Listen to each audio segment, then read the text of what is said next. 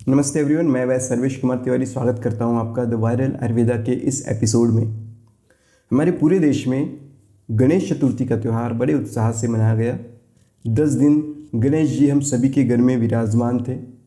इस दौरान हम सभी गणेश जी को उनका प्रिय लड्डू का भोग भी लगाते थे, लेकिन साथ ही श्री को दुर्वा भी चढ़ाया जाता है और ये दुर्वा सुख और समृद्धि का प्रतीक है।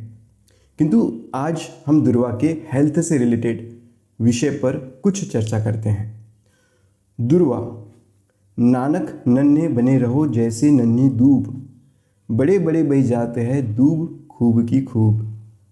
श्री गुरु नानक देव जी कहते हैं कि विनम्र बने रहने से आपका कोई कुछ नहीं बिगाड़ पाता।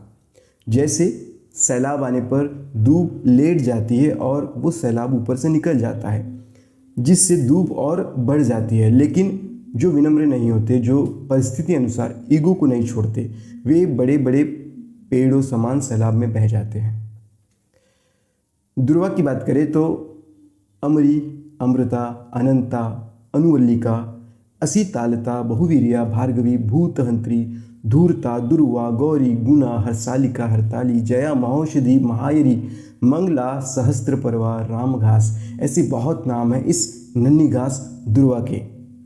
लैटिन में सैनोडॉन डैक्टेलॉन, जो अंग्रेजी में बहामा ग्रास के नाम से इसे पहचानते हैं। जैसे कि सबको पता है कि एक मशहूर घास है जो कि पूरे भारत में कहीं भी आसानी से मिल जाती है। इसकी खासियत ये है कि ये घास एक बार जहाँ लग जाती है वहाँ से इसको समूल नष्ट करना मुश्किल हो जाता है। इस दुर्वा की 3 जातियाँ होती हैं, मतलब ये 3 तरह से दिखने मिलती है, जिनमें से एक जो हम अक्सर देखते हैं वो है हरी या नीली दुर्वा। अन्य जो 2 है वो है श्वेत दुर्वा और गंध दुर्वा। सामान्य रूप से देखें तो दुर्वा ये कशैली मधुर स्वाद की होती है और स्वभाव इसका शीतल होता है। तभी पित्त, मूर्छा, उल्टी, ब्लीडिंग, जलन, मानसिक रोग को ये कम करने में मदद करती है। विशेष रूप से जिक्र करें तो बड़े तौर पर जो हमारे सभी के आसपास देखने मिलती है हरी दुर्वा, ये मधुर होती है, कशैली होती है, खून की शुद्धि करती है, जिससे त्वचा के जो रोग है, खुजली है, दाद, ऐसी बीमारियों में ये बहुत फ़ायदेमंद होती है।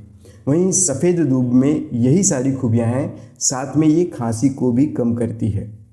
जो तीसरी गंध दुर्वा है उसके बारे में शास्त्रों में लिखा गया है कि ये आयरन एब्जॉर्प्शन के फंक्शन को इम्प्रूव करती है, मल को रोकती है, ज़्यादा लूज मोशन, बहुत दिनों से किसी को पेट बार बार लगता है, उसे कम करती है।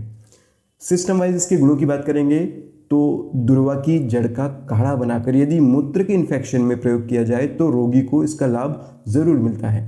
इसके साथ ही यही काढ़ा अगर चर्म रोग या रक्त विकार में देने से आपको बहुत जल्दी इम्प्रूवमेंट देखने मिलती है। कहीं पर चोट या दाद हो, चोट लगने से खून निकलना शुरू हो जाए तो इसकी पत्तियों को कूट कर, इसको पीस कर, इसका पेस्ट उस जगह पर लगा देने से आप अन्य कोई ऑइंटमेंट की आपको ज़रूरत नहीं पड़ती। सबसे बेहतरीन और कई बुजुर्गों का अनुभव किया हुआ एक प्रयोग बताता हूँ, शायद आप में से कई लोगों को पता भी है। गर्मियों में नाक से खून निकलने लगता है, उस समय इसके जूस की कुछ बूंदों को नाक में डालने से कुछ ही सेकंड्स में खून निकलना बंद हो जाता है।